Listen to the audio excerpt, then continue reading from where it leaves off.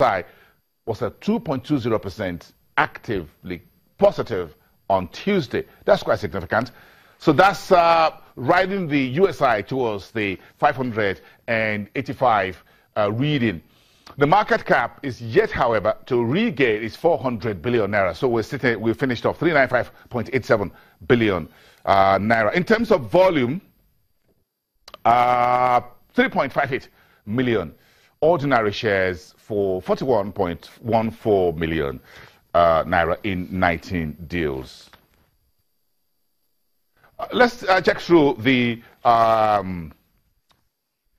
fixed income markets this morning. Look at the market. Let's start from treasury bills. Quite a very active trading day. As soon as the central bank decided to leave interest rates unchanged, investors pumped activities in treasury bills.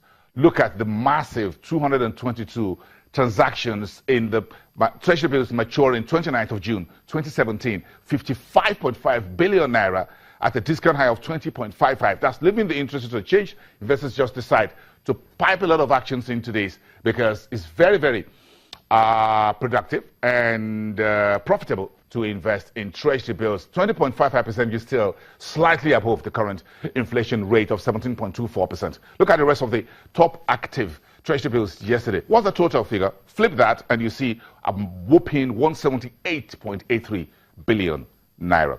At the FGN bond market, well, also really active. You see the 2036, 18th of March, FGN paper for 3.20 billion, the most active by volume and by transaction, 32 deals.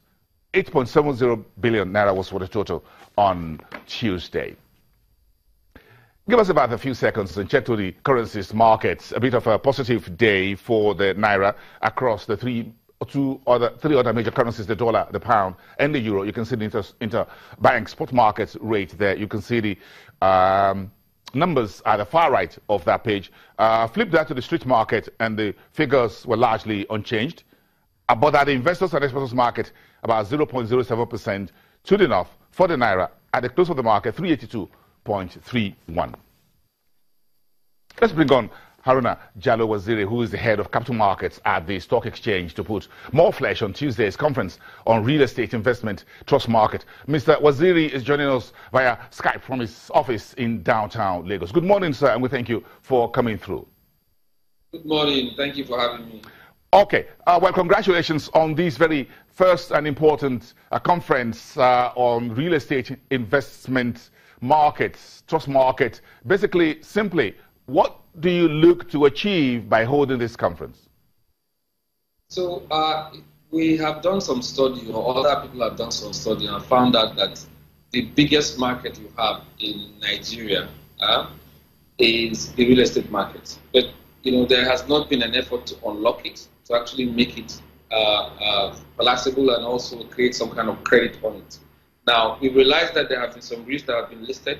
We felt that, look, we need to take a look at the rules around REITs. We need to take a look at the laws around REITs. We need to take a look at the functionality of REITs and, review with the intent of bringing liquidity into the market. That was what the conference was all about.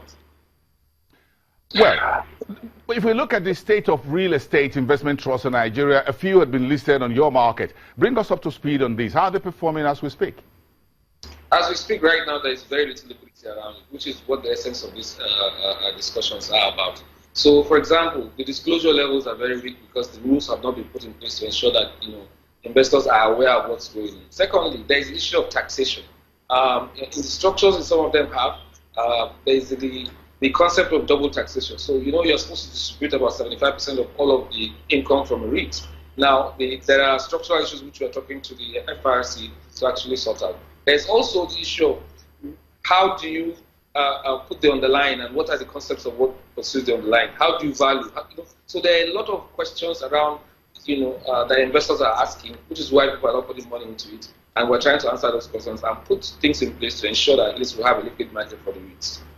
Well, in terms of lessons from other jurisdictions where we have a real estate investment trust listed in sub-Saharan Africa, for example, South Africa, what lessons are we bringing to bear on our domestic market as far as the rate is concerned? So it's all about the right structure from a legal perspective. the right structure from a structural perspective, from a rule perspective, that all of these things will take into consideration. So, for example, South Africa has 30 REITs listed. It's quite a liquid market. In Nigeria, we have about 3. In Ghana, they have 1. In Nairobi, I think they have 1 as well. So, for us, is that there is a market. The structure has to be put in place so that it makes it attractive for investors to actually invest in it. Well, what's your outlook as far as the Nigerian Stock Exchange is concerned? Of course, before you hold the conference, you may have you've sat down with the rest of your team, the top mid-level there, looking at how do we take advantage of what the government is doing in terms of spending in the housing market and what the commercial business sector is doing in terms of opening up shopping malls and what have you, what you call commercial facility. What's your outlook as far as this market is concerned? Some of this money that will be able to find their way onto your stock exchange. So if you noticed yesterday, the headliner for yesterday's conference was the Minister of Power, Housing, well, I call it Minister of Infrastructure.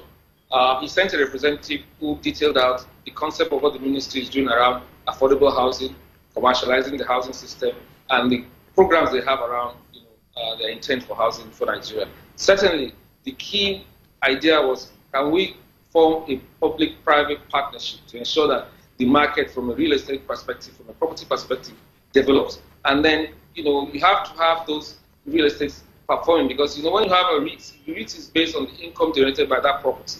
And hence, if the property is properly constructed, the property is rightly situated, it probably has the good tenancy for the long-term sustainable income. That's what makes it very good REIT. So yes, all of these things have been taken into consideration.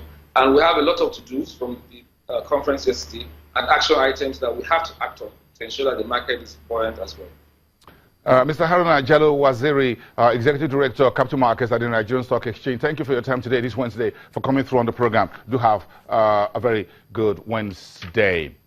Let's take a break. When we come back, we'll get back into the markets. We have a lot of a few new news items to give you. Then we'll talk about the power market in Nigeria and, of course, putting petrol into that conversation. We'll be right back into.